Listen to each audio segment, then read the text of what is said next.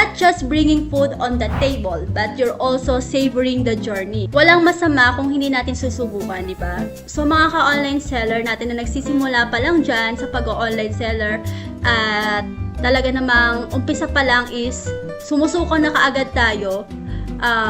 Itong tricks na to is napaka-effective na dapat tandaan nyo. Keep trying and never give up. Ayan. Hindi naman natin kailangan na bumili ng mga mamahaling equipment. Isa siya sa mga sikreto ng mga ka-online seller natin kung bakit mabilis silang makapag-pick ng mga products nila in marketplace. Kapag nagbabam tayo ng product, mas may chance na makikita siya agad ng mga buyers. Yung boost talaga is napaka-helpful sa kanya. Kaya dati daw ang kanyang sales ay umaabot lang sa 10. Pero once simula nang ginamit niya to, nagkakaroon na siya ng sales more than 30 to 40 a day. Talaga, tamang-tama itong webinar na to para sa mga ka-online seller natin na nagsisimula pa lang sa pag-online seller dahil mabibigyan ko kayo ng mga tips and tricks kung papaano ba mas mapapalakas ang inyong mga Shopee store. Sana po is tapusin nyo tong online webinar na to hanggang sa umpisa hanggang sa mamayang hapon po. Dahil marami po kayong matututunan. Kapag halimbawa po in-apply nyo tong mga tips and tricks na ibibigay ko sa inyong hapon na ito, siguro po ay talagang magkakaroon po ng pagbabago sa inyong pag-online selling. Pero kung hanggang hindi po natin i-apply yung mga natututunan natin sa pag-online selling, kung hindi natin ina-apply yung mga tips na ibinibigay ng mga ka-online seller natin, bilang ako isang online seller din, mahihirapan tayo na mas mag-improve ang ating pag-online seller. Dahil pinasok po natin tong pag-online seller natin, iba siya sa career na pinasok nyo, simula ng halimbawa is, iba yung career nyo dati, tapos pinasok nyo yung mundo ng pag-online seller, iba siya sa career niya pinasok nyo. Kaya kailangan na pag-aralan natin kung ano ba yung mga tricks na kailangan natin gawin. Huwag na nating patagalin pa, simulan natin ang topic natin ngayon. 10 effective tricks to increase Shopee sales for free. So, itong mga tricks na to, mag-i-increase yung Shopee sales nyo ng libre lang. For example, may BIR ka na at register online seller ka na. Ano ba yung mga unang mong kailangan gawin? So, halimbawa, may mga product ka na. Tapos, register online seller ka na. May BIR ka na, nakapag ano ka na, may mga produkto ka na. Ang kailangan mong gawin, may store ka na rin. Kailangan mo mag-upload ng mga product. Tapos kapag may mga product ka na, syempre, kailangan mo siyang i-upload. Then bago mo siya i-upload, kailangan mo siyang picturean. Tricks number 1 is take beautiful photos. Ayan, mga ka-online seller, take beautiful pictures or photos. Napaka-importante nitong tricks na to mga ka-online seller na dapat bilang tayo mga ka-online seller kapag nag-upload tayo ng mga pictures natin, kailangan pag-aralan natin kung papaano tayo ma-attract yung mga buyers natin sa ating mga pictures na ina-upload sa ating mga online shop. Ayan. Isa sa napakahalagang paraan ito mga ka-online seller na dapat is kapag nag-upload tayo ng picture is talaga namang maganda. Syempre mga ka-online seller, sino ba naman ang bibili mga buyers kung ang ating mga pictures ay hindi naman siya presentable or kaaya-aya sa paningin ng ating mga buyers. So, kailangan na piliin natin yung presentable at nakakaakit sa mga mata ng ating mga buyers. Hindi naman natin kailangan na bumili ng mga mamahaling equipment, mga ka-online seller. Pwede tayong gumamit ng mga natural na mga paraan. For example, wala tayong pambili ng mga equipment natin na hindi tayo makabili ng mga ring light. Pwede naman tayong lumabas ng bahay, gamitin natin yung lightning ng sikat ng araw, then doon tayo mag-picture ng mga ng mga product natin. Sa gayon, hindi natin kailangan gumastos. Tapos maganda pa yung pagkakuha ng ating mga picture. So napakahalaga siya mga ka-online seller. Then kailangan din natin mga ka-online seller na matutunan yung basic of item photography. Bakit? Kahit na wala tayong alam sa pagpo-photography, pwede naman tayong manood ng mga YouTube, mga tutorial para mas ma-improve yung ating pagiging creative. So, hindi siya dahilan na hindi ka marunong dahil may mga paraan naman para mas gaganda yung mga pictures na i-upload mo sa iyong mga online shop. So, mga ka-online seller, itong tips number 1 na to, pag in-apply nyo to sa inyong mga, sa inyong online selling sa inyong online shop, panigurado is magkakaroon talaga siya ng pagbabago. Magbuboost talaga yung sales nyo pag in-apply nyo tong tricks number 1 natin. So, mga ka-online seller, pwede kayo mag-edit ng picture sa Canva. Libre lang siya, wala kayong babayaran. Pwede kayong mag-edit doon ng mga product nyo. Then, marami naman doon mga tools na pwede kayong ilalagay nyo yung mga product nyo. Then, libre lang siya doon, wala kayong bayad. Pwede nyo siyang itry mga ka-online seller. Ida-download nyo lang siya sa inyong mga app stores. Isa sa napakahalagang tricks nating mga ka-online sellers is dapat optimize yung shop categories natin. Kapag alam natin itong gawin, clear yung mga relevant keywords natin na ginagamit sa ating mga caption, mga description, kapag nag-upload tayo ng products, maliwanag yung mga description natin at searchable yung mga keywords na ginagamit natin. Yung product natin is mabilis siyang mahahanap ng mga buyers.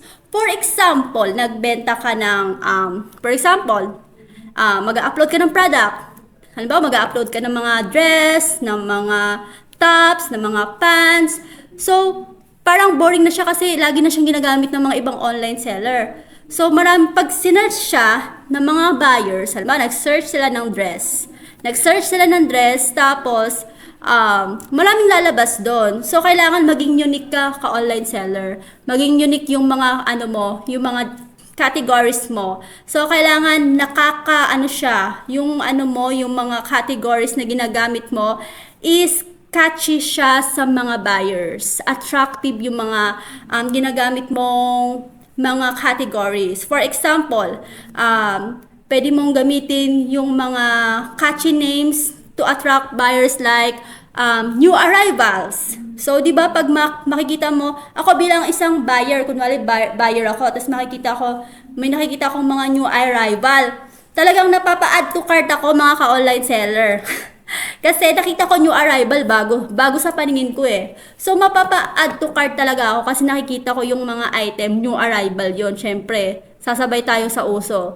So, mga ka-online seller, kapag nakikita natin yung mga ganong nakikita nila yung mga ganon, na-attract ang mga buyers. So, pwede tayong gumamit ng new arrival, ng mga categories, best sellers, or on sale. Lalo na yung mga ibang mga buyers, mukhang mahilig sila sa mga sale. Ayan. So, mahalaga yung pag-optimize ng inyong mga categories, mga ka-online seller. So, kailangan nating i-navigate ang ating mga shop.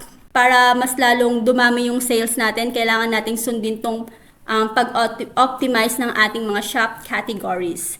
So, sa halip na gagamit tayo ng mga boring na mga keywords or mga relevant na salita, pwede tayong gumamit ng mga ganong mga salita sa ating mga product. Then, tandaan lang natin mga ka-online seller na pag-add natin ng categories, kailangan nating mag-login sa ating browser, sa ating seller center sa Shopee. Ayan, makikita nyo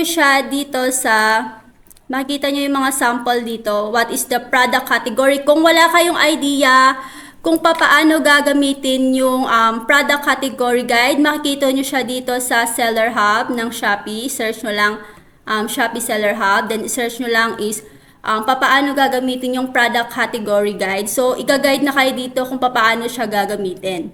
So, how do I use the product category guide? Yan, makita nyo kaagad siya. So, makikita nyo yung mga keyword dito. So, you can do a quick check to see if a category is relevant to your product. Ayan siya mga ka-online seller. So, kung gusto nyong matuto ng higit pa, ayan. Punta lang kayo dito sa Shopee Seller Hub. So, proceed tayo mga ka-online seller sa ating tricks number 3. Tricks number 3 natin is, don't leave top picks blank. So, ano ba siya mga ka-online seller? Isa din siya sa pinaka-effective na trick sa ating mga ka-online seller dahil while yung categories natin is naka-show up on our front page, yung buyers kasi is mas mananavigate niya yung top picks napaka-importante niya kasi every time na yung mga customer mo is visit sa shop mo, so mas makakatulong siya na mas mag-boost yung sales nyo dahil yung cross-selling to your other products on the same page is mas mare-recommend siya. So, kapag na-recommend po siya, that place, only your bestseller na product nyo, is mabilis siyang mabebenta. Pag nakita ka agad nila yon, yung bestseller na yon, makikita nila yung product na yon dun sa top picks na yon, check out ka agad nila yon. Kailangan din yung technique din doon mga ka-online seller is kailangan nyo din ilagay doon sa top picks kung ano yung mabenta sa inyo, yung pinaka mabenta patok, talagang pinaka best seller doon sa inyo, para pag nakita ka kaagad ng mga suki nyo yon, check out ka agad nila. So, mabilis lang siyang mabibenta. So, mabubus agad yung sales nyo mga ka-online seller.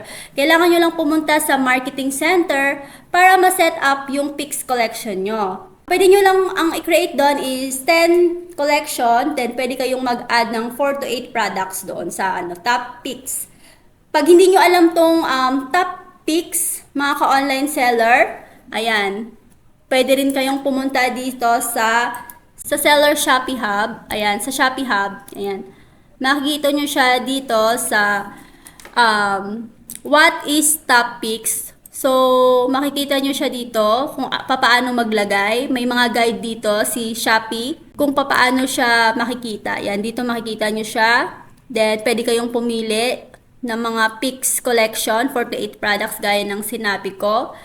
Then, tuturuan din kayo kung paano mag-create, mag-display. Ayan. Dito, display your top picks. Makikita nyo siya dito sa Shop's Featured Products. So, mas mabuboost yung traffic nyo to your products. Then, ma-highlight pa siya. So, kapag hindi nyo to alam mga ka-online seller, so dapat matutunan nyo to. Dahil isa siya sa mga strategy ng ibang mga ka-online seller natin na lagi nila tong ginagawa. Kaya naman, kahit na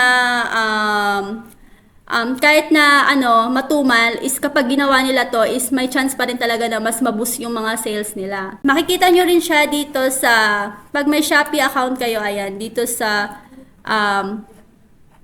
pag sa seller center, punta lang kayo sa seller center nyo.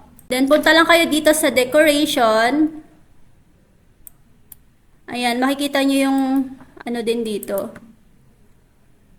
Medyo nagloloko yung signal. Okay ba yung signal?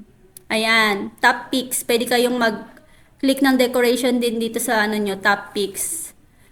Then, nire-recommend pala din namin mga ka-online seller na kung gusto nyo naman na matuto about para makapili kayo ng top picks nyo, pwede kayong gamitin nyo yung scrape product namin sa Big Seller. Yung scrape product namin is napaka-useful sa iba nating mga ka-online seller. Isa siya sa mga sikreto ng mga ka-online seller natin kung bakit mabilis silang makapag-pick ng mga products nila in marketplace. Kasi ginagamit nila itong scrape product function ni Big Seller. So mga ka-online seller, kung hindi pa kayo familiar dito sa scrape product function, meron kaming mga free online training tutorial everyday.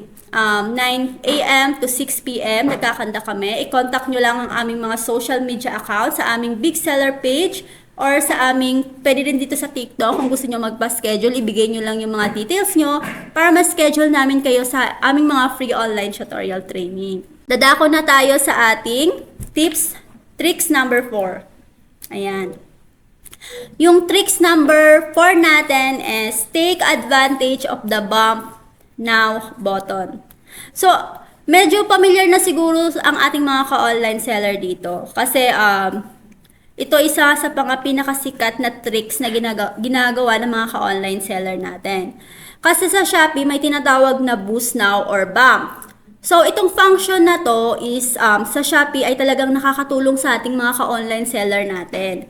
Dahil kapag nagbabump tayo ng product, mas may chance na makikita siya agad ng mga buyers. So, meron kaming naging client dito. Sabi niya sa amin na yung boost talaga is napaka-helpful sa kanya. Kaya dati daw ang kanyang sales ay umaabot lang sa 10. Pero once simula nang ginamit niya to, nagkakaroon na siya ng sales more than 30 to 40 a day dahil ginagamit niya tong function na to. So sa Bump, sa Shopee kasi mga ka-online seller, pwede lang kayong mag-bump ng 5 products at any time. You can bump 5 products at any time. Pero sa big seller kasi pwede kayong makapag-bump up to 30 products. So pwede kayong makapag-add doon. Hindi nyo na kailangan hintayin. Maghihintay pa kayo ng kasi sa Shopee 5 lang. Pag nag-bump kayo naman sa sa big seller, makakapag-add na kayo ng 30. So pwede na kahit pabayaan nyo na lang kasi sunod-sunod na silang magbabump. So, yung Shopee Boost is a marketing tool talaga mga ka-online seller. So, kung hindi nyo pa alam tong tricks na to mga ka-online seller, dapat alamin nyo na. Dahil napaka-helpful nito para sa ating mga ka-online seller. Dahil using this auto boost features means hindi mo na kailangan pumunta sa seller center, manually click. Sa big seller, pwede ka din mag-boost doon. Then, para naman mas matuto pa kayo ng higit pa sa paano mag-bump, punta kayo dito mga ka-online seller sa Shopee. Ayan, sa Seller Hub, ayan. Makikita nyo rin ang papaano siya magbabump, auto-bump. Then, when you boost product on Shopee Manually Products, click nyo lang yung button na bump. Ayan siya mga ka-online seller. How many products can I bump at once? Ayan. Para mas mag-guide kayo sa tamang pagbabump. Ayan. Bumping your products on search. So, what is bumping? Ayan. Yan yung meaning ng bumping kung hindi nyo alam. Punta lang kayo dito sa Shopee. Makikita nyo siya sa Seller Education Hub. Marami kayong matututunan dito. Kapag may time kayo, pwede kayong magbasa-basa dito para matutunan nyo yung tamang pagbabump. Kung hindi nyo pa alam. Ang next topic naman natin na tricks is boost sales with promotion. Sa tricks number 5 na tayo, boost sales with promotion.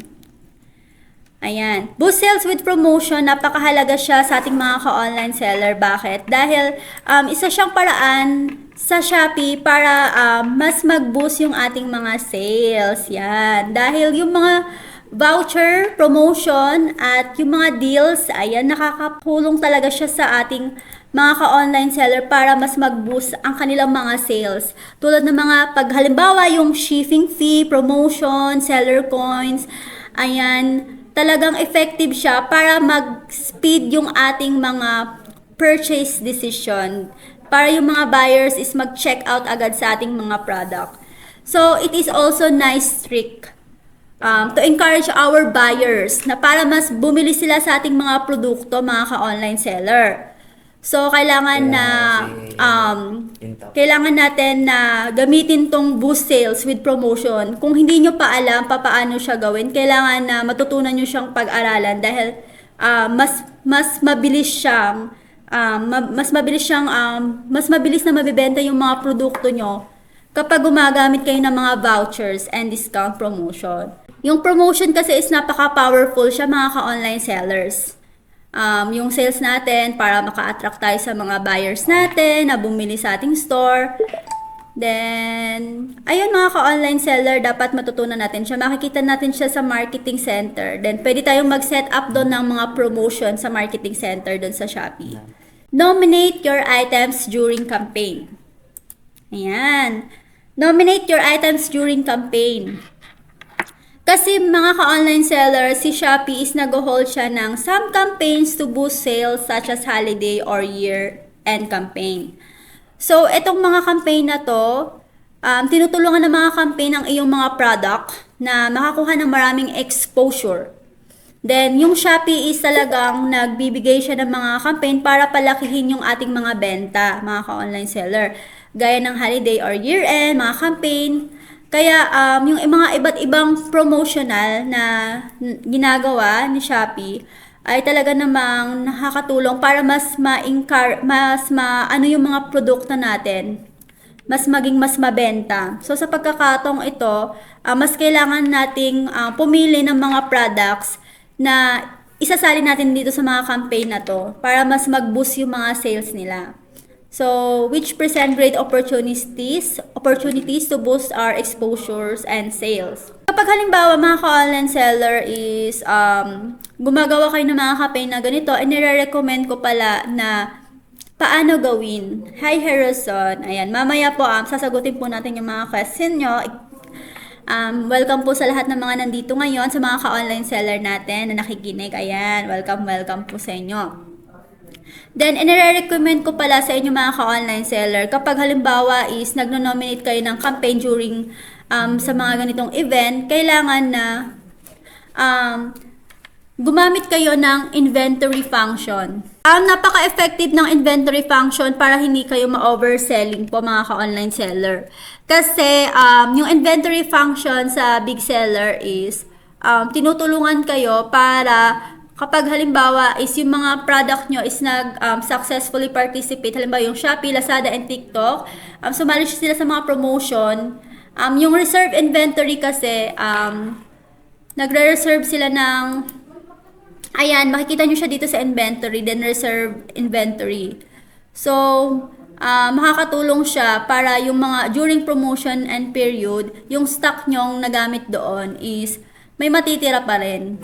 So then babalik din siya sa dati niyang ito yung the reserve stock will only be used for orders during the promotion period and the remaining stock will be released after the promotion. So yun yung gamit ng reserve inventory function.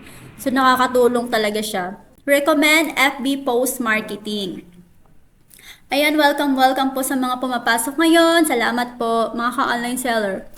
Yung natin, tips number 7 is, yan, recommend FB posting on social media. Ayan. Don't miss out on social media.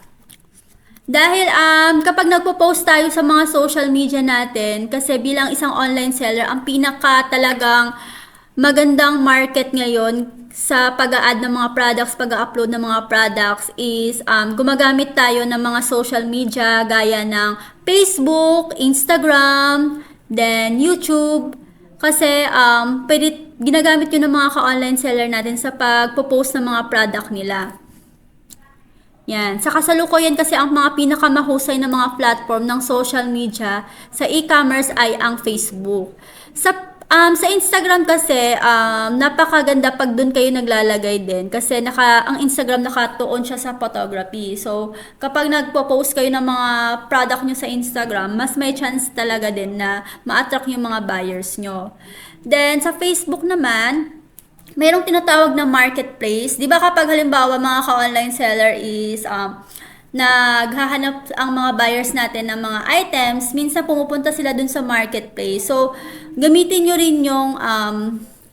rin yung Facebook marketplace, mga ka-online seller. Pwede rin kayo doon mag-post or mag-upload ng mga product nyo para kapag halimbawa is nakita yun ng mga buyers, mabilis siyang mabibenta yung mga products nyo. Then, mas mabilis kang makakapag-interact din sa mga buyers mo kasi nakikita kaagad nila yung mga ina-upload mong mga product. So, pwede nga makipag-ugnayan ka kaagad sa kanila dahil nakikita nila agad. Then, pwede din kayong sumali sa mga Facebook group. Ayan, ang daming Facebook group na mga online selling. Ayan, kapag halimbawa gusto mong mag-upload ng product doon, pwede, yun yung ginagamit ng iba nating mga ka-online seller. Doon sila nag-upload ng mga product sa Facebook group, ina-upload nila yung mga product nila, tapos nilalagay nila yung link nila doon sa baba, para diretso yung mga tao mapupunta dun sa shop nyo, sa Shopee nyo, sa Lazada, or sa TikTok. Halimbawa, lalagay nila yung caption na new arrivals dress, lalagay nila dun sa groups, pinopromote nila dun sa mga groups.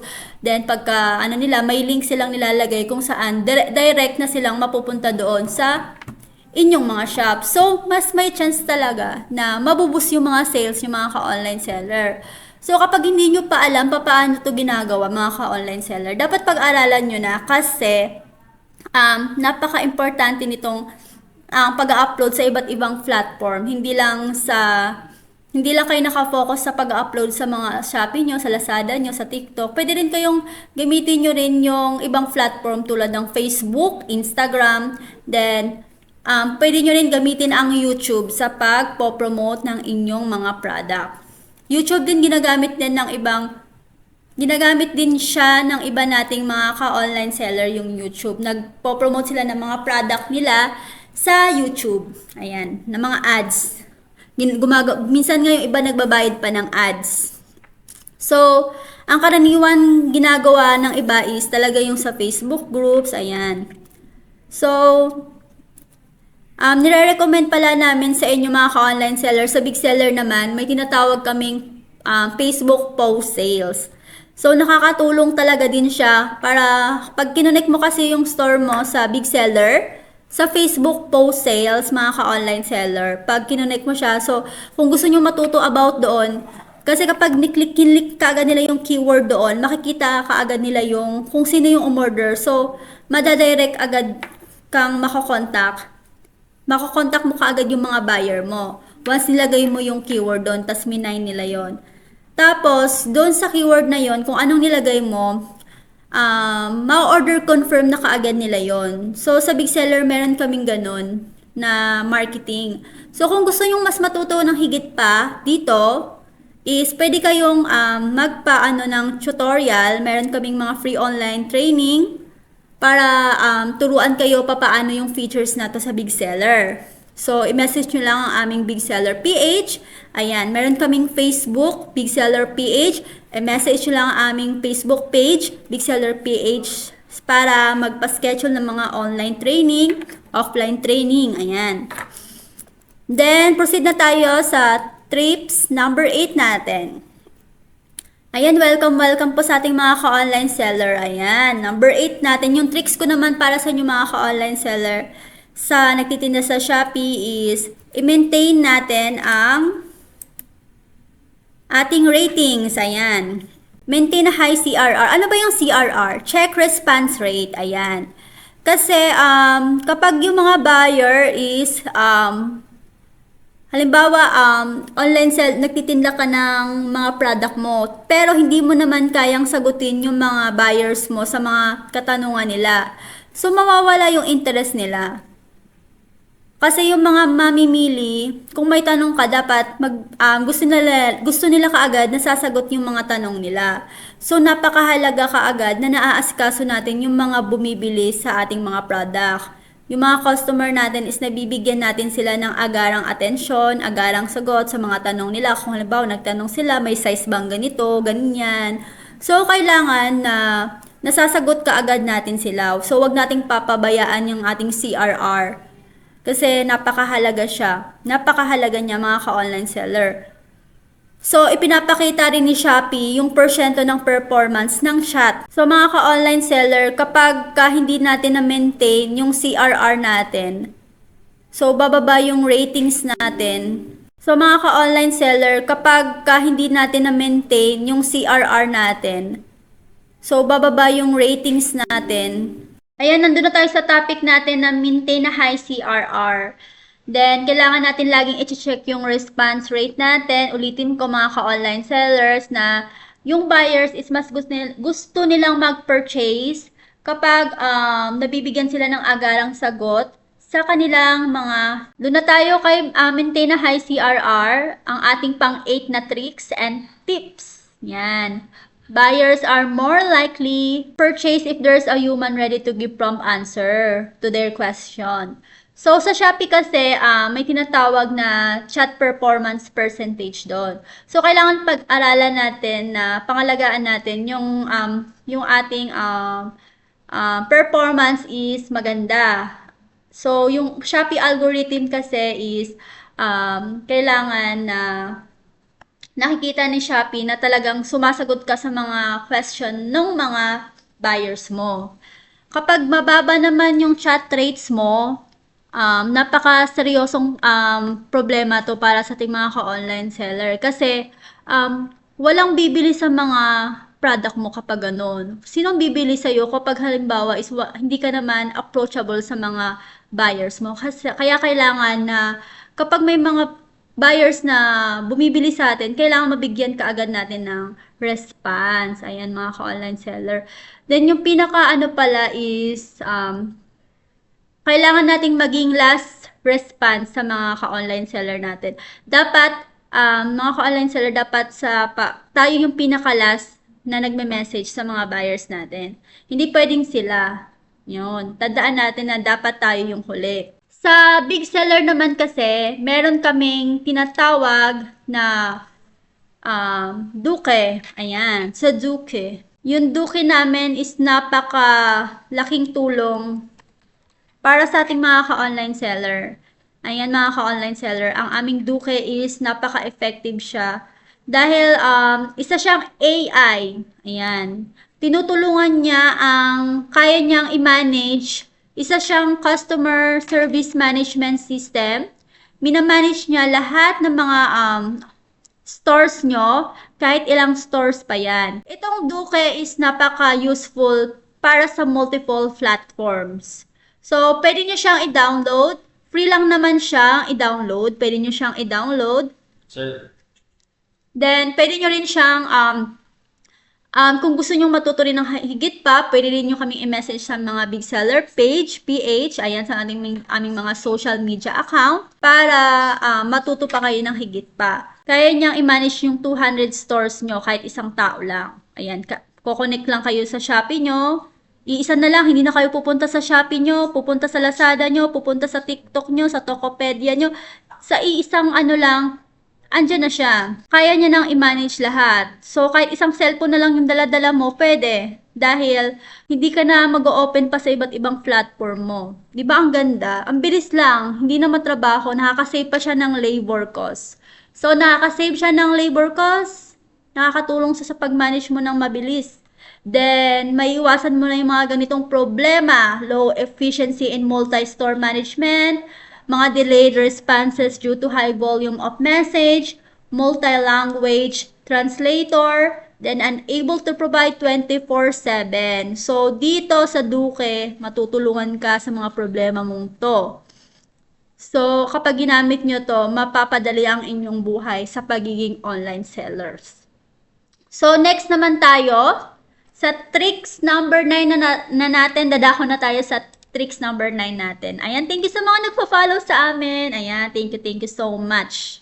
Ayan, yung tricks number 9 natin is keep shop rating no less than 4.5 stars. So, ano ba to mga ka-online seller? Sa mga ka-online sellers natin na mga bago pa dyan, hindi alam kung ano tong 4.5 rating less than 4.55 stars.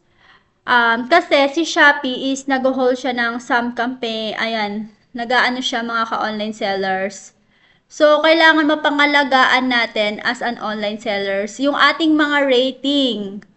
Kasi, para mas kailangan, kapag halimbawa bumaba na ng 4.5, yung ating mga rating sa ating mga store, aba, mga ka-online seller, bigyan nyo siya ng agaran kaagad na solusyon.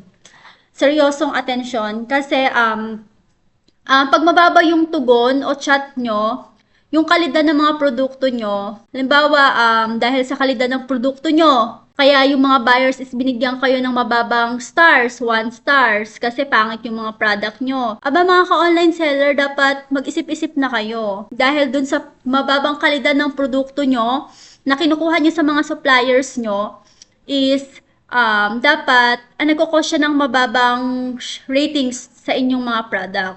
Pwede kayong magpalit ng suppliers kung kinakailangan. Bakit? Kasi nakakasira siya ng reputation ng inyong shop. Diba, mga ka-online seller? So, dapat bigyan natin ng agarang solusyon kaagad yung mga ganong sitwasyon para hindi siya magkakos ng mga bad ratings natin. So, isa pa, minsan yung mga buyers din na iba, nagbibigay sila ng mababang ratings kasi delay yung delivered nila, hindi kaagad na di-delivered. Kasi minsan hindi naman natin kontrolado yon bilang isang online seller na yung mga yung mga order nila is nade-delay siya. So, kailangan natin ipaunawa din sa kanila na hindi natin yung kasalanan kasi sa courier na siya. Courier na yung may doon, problema or faults nila yon, not the sellers. So, kahit na ganun pa mga ka-online seller, kailangan na hindi pa rin sapat para bigyan tayo ng 1 ratings. Pwede naman nating ipaunawa yun sa kanila.